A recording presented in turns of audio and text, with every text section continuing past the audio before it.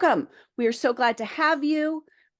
Today, we are talking about how to host hybrid sessions. Some of you may already know a lot of this information because you have experiencing hosting hybrid. A lot of, for example, I'm a part of an interaction analysis lab that has people across states participating. A lot of what I know comes from that practice. You may have similar experiences and practices. Um, we are always looking for more input. So if you have suggestions or specific questions, we will have a chance for those at the end of what I hope will be a relatively short presentation. Um, uh, Cynthia D'Angelo and I, DT O'Keefer, we are hosting as members of the Hybrid Engagement Subcommittee of the International Society of the Learning Sciences. These are specific guidelines that we are establishing and developing over several years as our society finds ways to engage in hybrid activity through our annual meetings of the International Conference of the Learning Sciences and the Computer Supportive Collaborative Learning Community. So welcome. And with that, let's get started.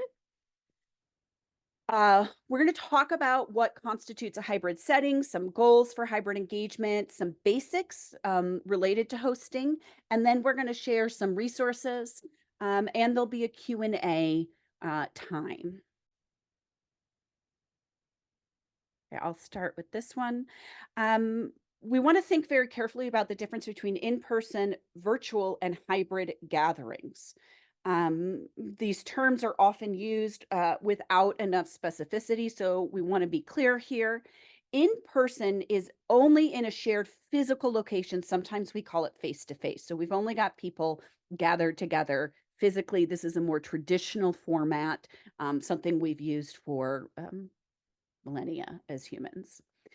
Virtual is only in a shared online space. This is obviously a newer thing, something that's developed since the spread of the internet and technologies that support this. Virtual is talking specifically about being in an online space. Hybrid combines the two. It is simultaneous in online and physical locations. So it's virtual and in-person attendees. What's really important for the International Society of the Learning Sciences is we are defining hybrid as including facilitation. Otherwise, what you might have is parallel sessions, a virtual and an in-person community, both parallel, engaging synchronously in similar ideas, but you don't have connection across those communities. Therefore, you don't have hybrid engagement. So we are defining as a society hybrid engagement as having both online and physical locations simultaneously with facilitation across engagement forms. Some examples. This is specific to the annual meeting. We have instances of each of these happening this year. There may be many more. We are excited to gather case studies. Hybrid symposia are the born hybrid sessions. That means when they were submitted for review to the conference, either CSCL or ICLS, they were submitted with an explanation of the hybrid features and facilitation plan. They were conceptually understood as hybrid from the get-go. They were designed that way at the start. Those are what we call hybrid symposia, and they are very specifically designated by the co-chairs at the time of submission. We also will see a lot of ad hoc hybrid. These are symposia or paper sessions that have chosen to self-organize after they were accepted with the support of a chair. It's very important that if you're doing this, you have the support of your chair. Your chair has responsibilities. They have been given guides to support hybrid engagement if they so choose. It is very important if you are in a paper session or a symposium that you work with your chair, whoever was officially registered as the chair, to organize that effort. But we're calling that ad hoc hybrid. It is after acceptance, an additional hybrid facilitation plan is developed. There are also virtual accommodations, and it's important to recognize that not all virtual accommodations will include hybrid. So I am, for example, I have a virtual accommodation this year for Buffalo. And in some of my sessions, I expect that I might have a full hybrid opportunity. I might have a chair who's willing to support me as I'm presenting my paper and to facilitate across the audience.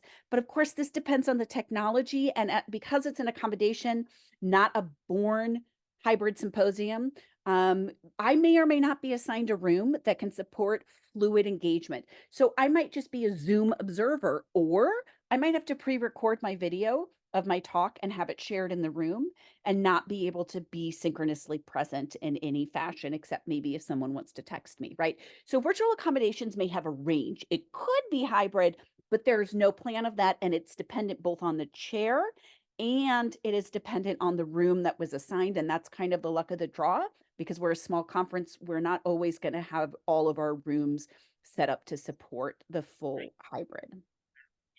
And finally, there's hybrid social. These are social events. This year we have some organized in. Oh, Cynthia, could you grab, are you able to mute? Do I need to make you? I'm I think making you it's good now. co-host. Yeah. Okay, great. Hybrid social events are meant for social interaction. We have a couple that have been organized in collaboration with the local organizing committee and the hybrid engagement subcommittee.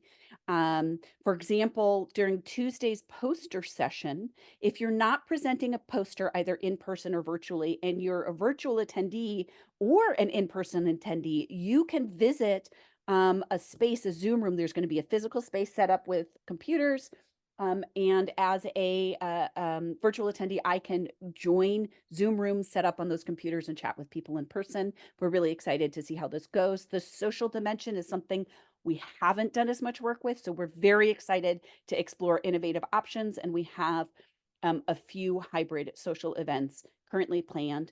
And so we'll explore those. And so we're designating those as distinct. Okay, Cynthia, why don't you take this next slide? You're right. Sure. Thanks. So yeah, so there's a couple, goals that we have for hybrid engagement. So one, like Teo said earlier, like the important thing is sort of this discussion, some kind of communication across these two different modalities. So we want to try to have ways to support fluid interactions between the virtual and the in-person participants. So part of that means a clear articulation of the roles for different people, how that engagement is going to work across those two different spaces. So people will be assigned roles in both the in-person and virtual spaces to help facilitate that engagement across those two modalities. And part of that includes like a plan for like what that engagement, what that facilitation is going to look like and how that is aligned with the purposes of whatever the session is. Like we said, there's different kinds of hybrid sessions. Some of them are more social, some are more for symposia or other things. And so thinking about what is the goal of that, like for a social event, we're going to have different kinds of roles and different kinds of plans for that facilitation they would for a symposium or for an ad hoc session, right?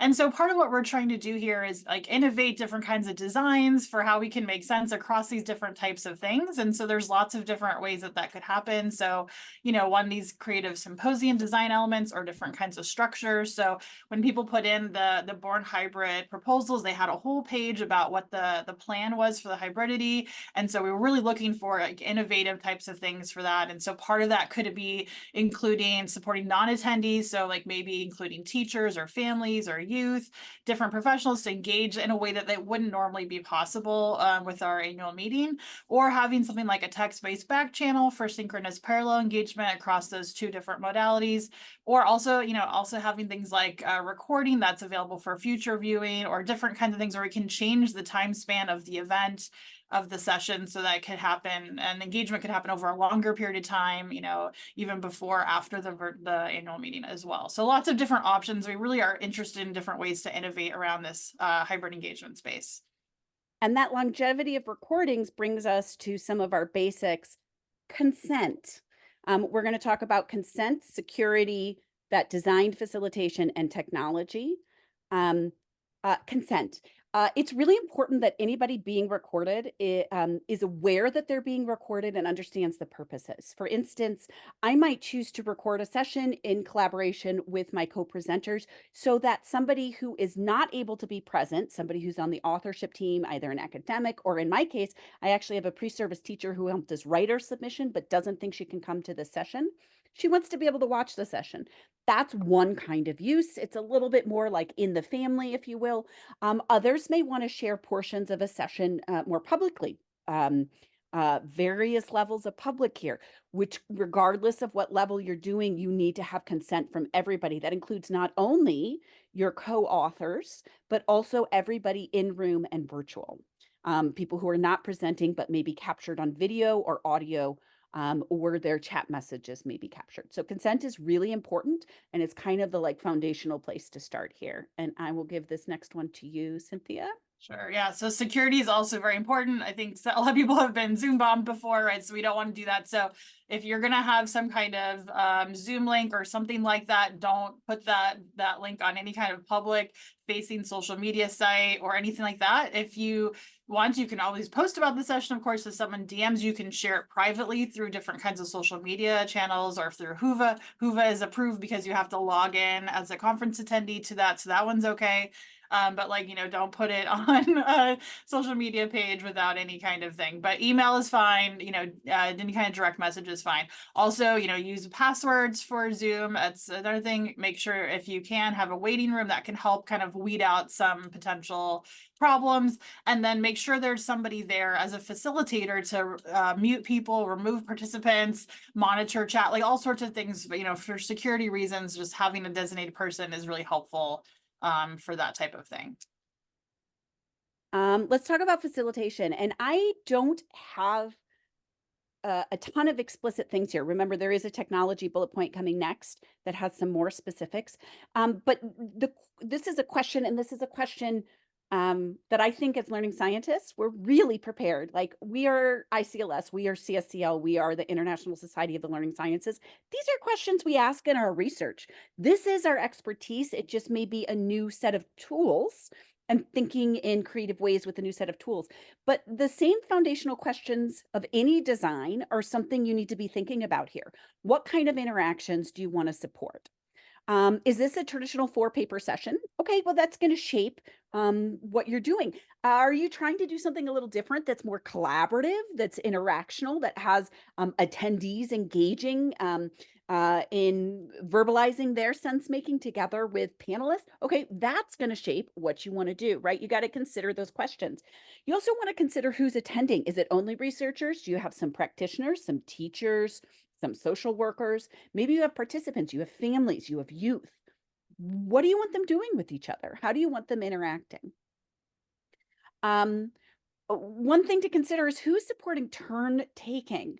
I would argue, as somebody who has interactional norms of family engagement that are quite different than the standard norms of interaction, especially around turn taking. My family, we have negative wait time. You have to start speaking before the last person is finished. If you know me, you might have a sense of this. That's quite different than what we expect in academia, right? We expect a little wait time in between.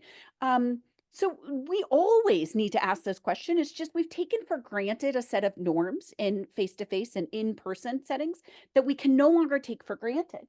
I've heard people say, "Oh, I've tried hybrid, but those online people never get a chance at talk." Well, that's a failure of facilitation. That's a failure of design, not of the tools themselves. So how are you supporting turn taking, particularly across those modes of engagement? Is chat involved? Are people raising hand in Zoom or another platform?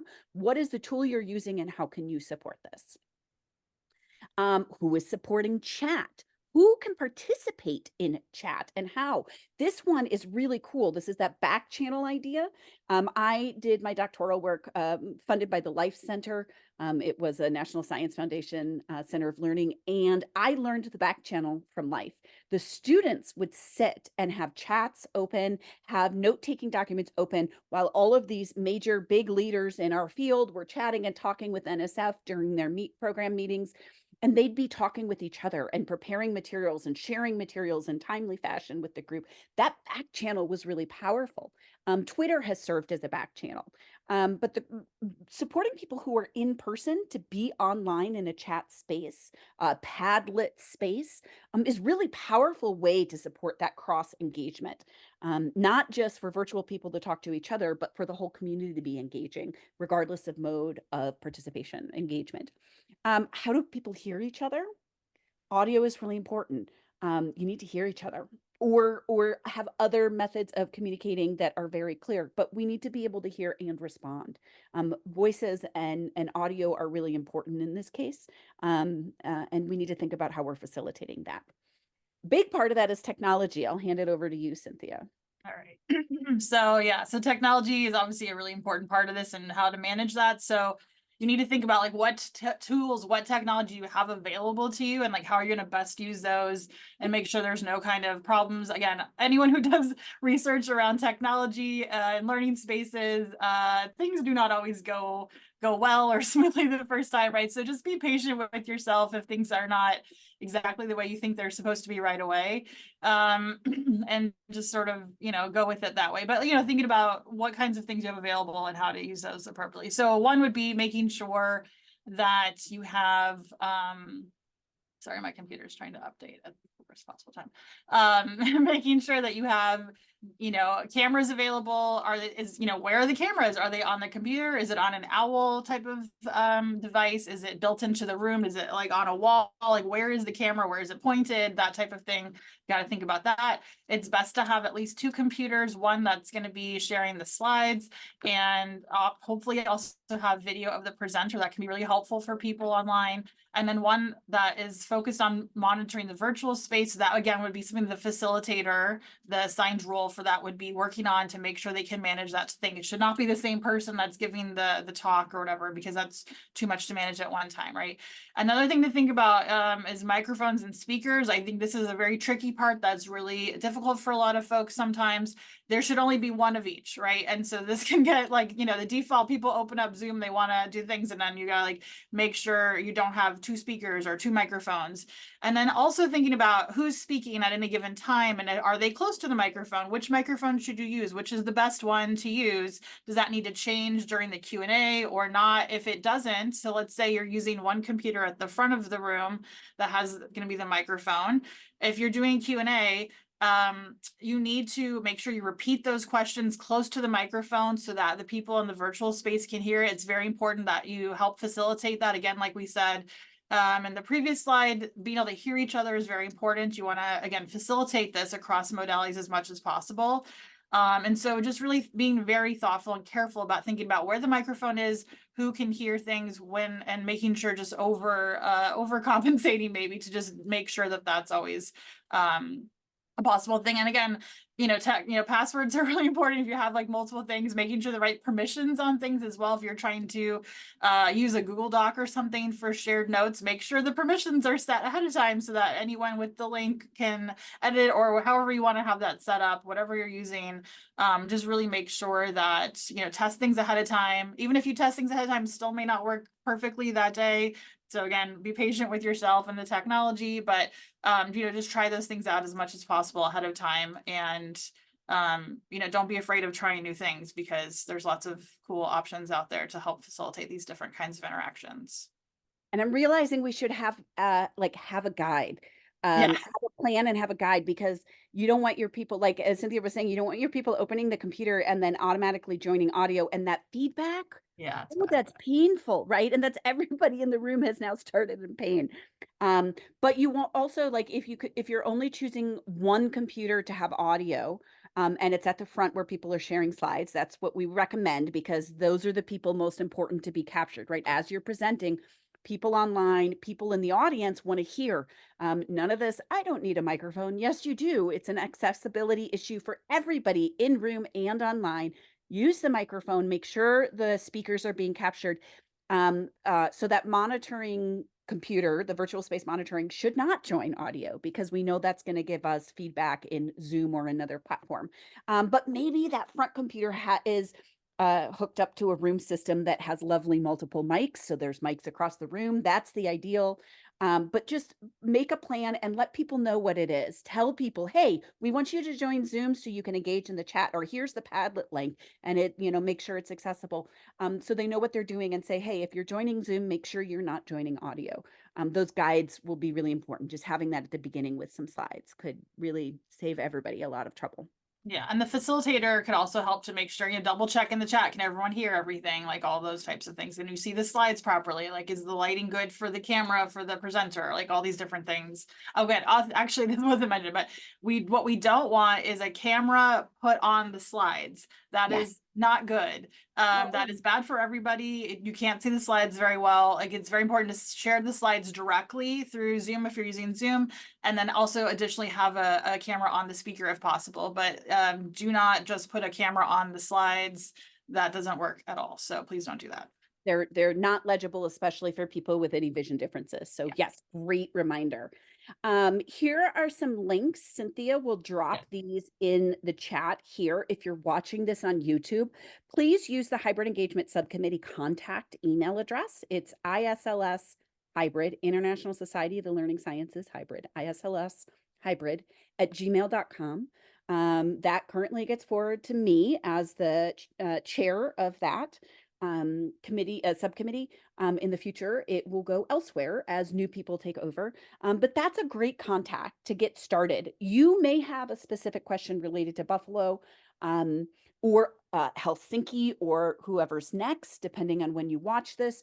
You can always look for the general contact email as well, but this is a great place to start because whoever is running this committee will have contacts and know who the right person. They can direct you through the system. So don't stress about it. Just get this email. If you want these other links before Buffalo or before submitting a hybrid symposium in the fall to Helsinki or the next year, if you want like the hybrid ambassador and chair guide, that's sort of the leadership guide. The attendee guide is also really cool. It has some good ideas about how to engage together, and it draws on the ISLS code of conduct to shape that engagement.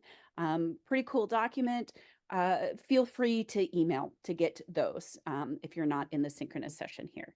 And with that, we'll stop. We probably took more like 20 minutes than 15, but I'm still pretty proud of us. Let's open up for questions. And again, to begin with, I'm going to stop sharing my slides, and that means that the full gallery view will be captured on video. So if you don't want your name visible or you don't want your face visible, you can adjust, take your name off, or just turn off your video. We can use the chat for questions as well as having folks just unmute themselves. Okay, with that, I'm stopping the share now and opening up the chat. There's a lot here. If you have any specific questions about Buffalo, let's take those first because we have a local organizing co-chair here. Chris Hoadley, there's Chris. I'll stop the spotlight, or you know what, I'll add you to the spotlight. Any specific questions for Buffalo?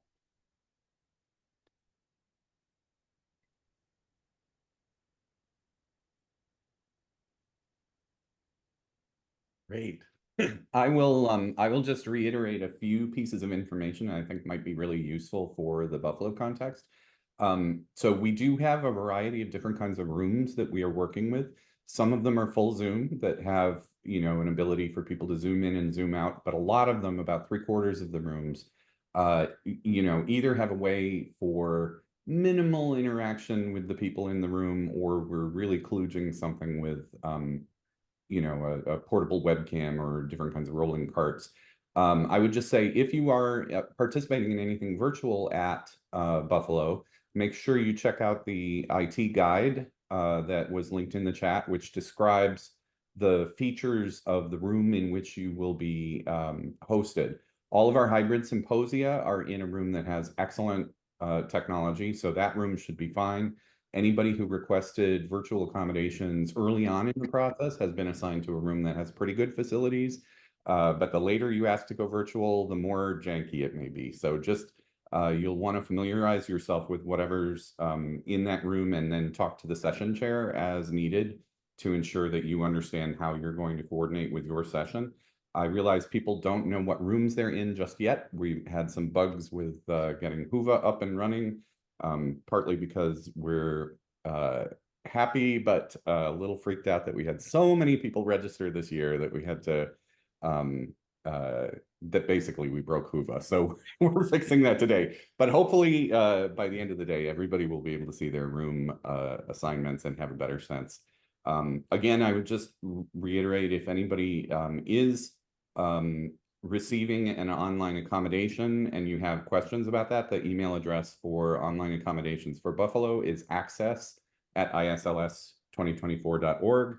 And if you are working something out with respect to ad hoc online collaboration or with a hybrid symposium, then talking to your session chair is definitely the first stop. And if there are any session chairs that are wanting to do an ad hoc hybrid session and you have questions about that and the documentation isn't helping you enough, like, please feel free to email me directly. I did that last year and it made it work pretty well. So I'd be happy to help anyone try to get that to work this year as well. So. And there is a sample hybrid proposal. So if you're thinking about ad hoc, it's an example of what one of those born hybrid symposia looked like at the time of submission. It is actually, I wrote that one. That's why I felt comfortable sharing it. I authored that, so feel free to use that. Right now, we don't publish that extra page in the proceedings. So you will not find that in the proceedings, but you can cite, I can give you the site information for the session, which is enough to get you in the right direction. But please use that as a resource to think about what this might look like. Thank you, Chris, so much for coming and sharing. We know as a local organizing chair, you are super busy. Thank you. Very glad to see everybody in Buffalo, either virtually or in person, very soon. Allie, I see your question about the Demystifying the Hidden Curriculum. That is a publications committee event that they're hosting for folks who are learning about publishing or navigating publishing early in their career. Super exciting. They've got some amazing panelists coming, as I know. Allie is involved in helping to arrange that. Yeah, we missed Chris. So we can ask that specific question about why it's not on the schedule. It is planned as a hybrid event. It's one of the few events that was not a Born Hybrid Symposium. There are 6 hybrid symposia that you can attend if you're attending virtually that are available to you. They're all indicated as hybrid symposia in the schedule, so you can find that. This is one of the few additional events that other groups have planned that is designed to be hybrid, and they have plans for hybrid facilitation. We will find out. Allie, I think that we can send that general contact. If you send that contact email a question, and if you don't hear back in 24 hours, let me know, and I'll pop into Slack. That's where the program chairs and local organizing committee and people with all the boots on the ground are helping to navigate things. So just email me if it's not come through within 24 hours after sending that contact at isls2024.org email. Any other questions? And I'll turn off the recording in just a moment if people want to ask that way. But let me open the floor one more time. Any questions in the chat, or you can unmute.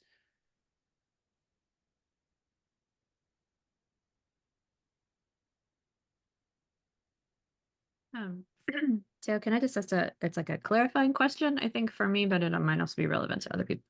So the request is that people put their slides in Whova under their session, whether it's a symposium or an individual paper session or whatever, ahead of time for, accommodation purposes, obviously, or accessibility. But is the understanding that we're not expecting people to present from Whova? Oh, So, no, right? that's So correct. like if I'm chairing a session, like the session that I organized, I want everybody to send me their slides to minimize the sort of, plug and unplug people's laptops and whatever in between.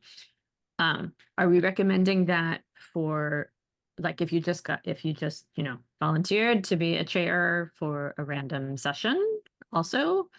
Are we assuming that Do you know what I mean? Like, so Yeah. everybody's supposed to put their slides in Whova, but it's not for the That's purposes not for of the presentation presenter. purposes. Yeah, and in the past, when we've had virtual conferences that were 100% virtual due to COVID, so Bochum and Hiroshima, in both those cases, we did present through Whova, but that is a different feature. That is not one that we supported this year. You cannot actually present through Whova. The slides are there for people to be able to view and access online, particularly because some of the rooms won't be well established via Zoom. And so it supports people who have virtual accommodations to engage in deeper ways to make sure they're understanding things. We know that with, again, virtual accommodations, there's a range based on the technology of the room, first and foremost, but also what the chair can manage. And remember, we're learning as a community. So most of our chairs are still new to this and may have a lot of concerns because it hasn't gone well in the past. So we're not going to see virtual accommodations at the standard that we might see in 5 years, 6 years. We're working towards improving. So be kind to your chairs. They're taking on a lot of work to put this together. But yes, if you are chairing, whether it's an organized symposium or whether it's a session, a paper session that was put together by the program chairs, we encourage you to be in contact with all of the presenters and yes, to do that work of getting all of the slides on one computer so that one computer is presenting. We also encourage you, even if they were originally Google Slides, please download those so that they are also local on a computer in case we have a Wi-Fi glitch. We don't want that to mean your group can't present. But yes, the presenting computer will be in the room. Either you can use a thumb drive to plug into a computer that's in the room, or you can bring your own computer.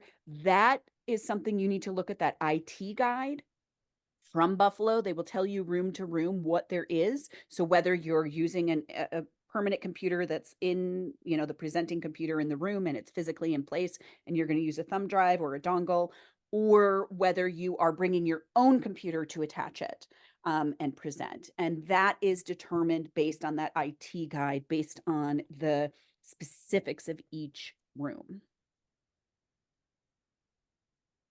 So I'm going to read a question out loud from the chat. This is from Allie. For long-term learning, I'd like to think together around what it can look like to both meet access needs supported by sharing presentations while also meeting needs around privacy and ethics. Folks may include things on slides that are accessed for a specific period of time, like a presentation, versus sharing files that then can go wherever. I agree. I think this is a really important issue. I have not been pleased with AERA's move to, hey, now your presentation's available forever. I don't want that. And I don't think that's what my IRB agreed to. And I know it's not what my participants agreed to. I'm very clear with my participants about the shape of these things. So I agree. I will say that Whova is a limited time access. So there already is a boundary on it to some extent, right? In terms of that. I also agree that we need to prevent people from being able to download those files or make it clear that in the community we have to erase that afterwards, after we viewed them. I think we can also, perhaps if there's particularly sensitive information on a slide that you really don't feel comfortable posting, I would be okay, and I'm not speaking for the society now. I'm speaking as somebody who cares deeply about my participants and negotiates what is shared and how. I would be okay with like a text description of something instead of an image or a video being shared that way, right? Even though in your live presentation you have the video, I encourage everybody to pick up habits of accessible presentation, which includes video description, a verbal description of the video, before and after, both for analysis purposes, but also because people with visual differences may not be able to see for any variety of reasons that what you're trying to show them. And so a verbal description is a good general practice. That would then mean if you didn't have the video online in that version of the slides, that online people are not unduly hindered from engaging in the ideas you're sharing. I think we do need to have these conversations, and I agree. Thank you, Allie, for bringing that up. It is on our mind as the hybrid engagement subcommittee. We are thinking about this, and we may need to develop a guide for making choices for yourself and for your participants with these sorts of things. Um, it's for me, it's also similar to the in-person folks who will put a "don't photograph this slide" image up, because a lot of people will audio record. You don't know who's audio recording in the audience. Somebody snaps a picture. Maybe you see them raise their hand, maybe you don't. There are ways that people can capture slides in person as well. And so having clear boundaries and communications with your audience and talking through that, I think, is great. It also normalizes talking about relationships with participants and ethical commitments, which I think is great. So yes, we need to continue this conversation, but it is something that we have been talking about, and will continue talking about as a committee and a society, because it is about values, and not saying, oh, well, I can't protect my participants, so then you can't have access. So you can't have access. We don't have to butt heads about all these. We have to figure out the complications, right? One set of needs and ethical commitments should not decide that another set doesn't get dealt with. There are always going to be conflicting needs and issues, and we have to deal with the complexities, and navigate that as a society and also as individuals in relationship with our research collaborators. Presentation chairs. So like anybody who's chairing a paper session, so those are the organized by the program chairs. Anybody who is chairing has been given, they've all signed up. We've got all sessions accounted for now. They have been given instructions. If they have not contacted you, I don't know if you actually have a way to find out who your chair is. I think that list. Once Huva's up later today or tomorrow, then Yes. you'll be able to see who your chair is. I know I'm a chairing a session. I haven't reached out yet. I'll probably do that tomorrow. But so if you don't know who it is yet, then just hold tight. That information will come soon. But in the future, like if you know who the chair is and you have questions, feel free to contact them whenever. That's their job to help kind of make sure that session goes well. So please feel free to reach out whenever you have that information. Yeah, Whova, great, perfect. Yes, Whova is how you find out. When you email your chair may be serving as chair for several paper sessions. We have a lot of people who have signed up for 3 or 4 sessions. It's a lot. It would be really helpful if you stated your name, your paper title, and the session number, name, date, time. Give them all of that information, then ask your question, because that can help them orient and say, oh, okay, so that's the session that's in room X. And I know room X can support this level of stuff. I would be comfortable running this level of hybrid there. Oh, but that's room Y. Ooh, that one I can't. So I know I need to ask somebody as chair. They're going to have to pre-record a video. That's the best I can offer, because of the complications of the technology in their room, right? So give them those details. They will be able to give you better responses. They also have been given that IT guide link, so they have access to know what room they're in and what the features are, technology features.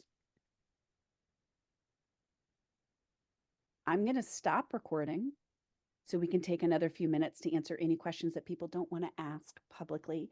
For those of you watching online, thank you. We very much appreciate it. Again, use that contact email, islshybrid@gmail.com for any questions. That email address will exist well into the future, and will be passed on through chairs as our community evolves and develops better practices and new innovations, and our repertoire expands through our crowdsourcing and creative, innovative design-based research around these issues. We're really looking forward to growing together, and please stay in touch.